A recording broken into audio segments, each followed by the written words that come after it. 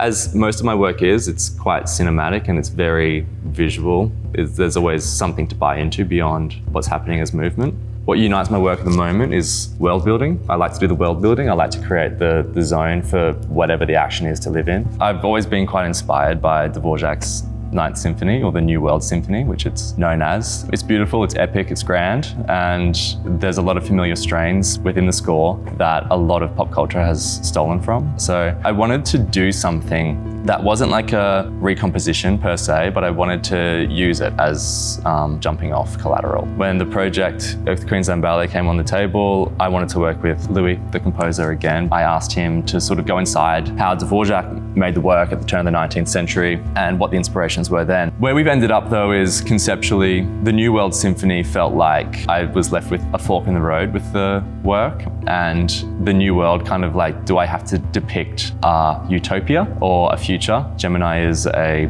counterpoint, a subterranean world.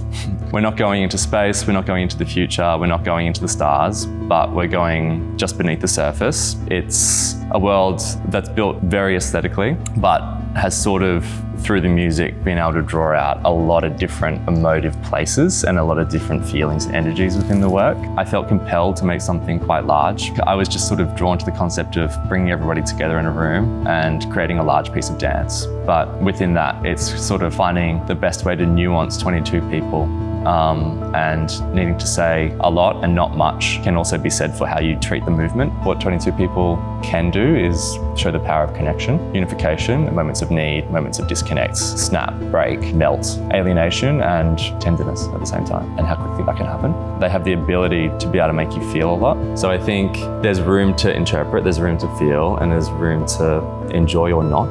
There's ways to access this work if you want it. There's ways for it to make you feel something if you're in that space when you watch it. I hope that the half an hour that you're able to sit in the theatre takes you away from any of the craziness that goes on in your own world or the general world. It's always a bit of a visual trip, and that's what I like to see when a curtain goes up.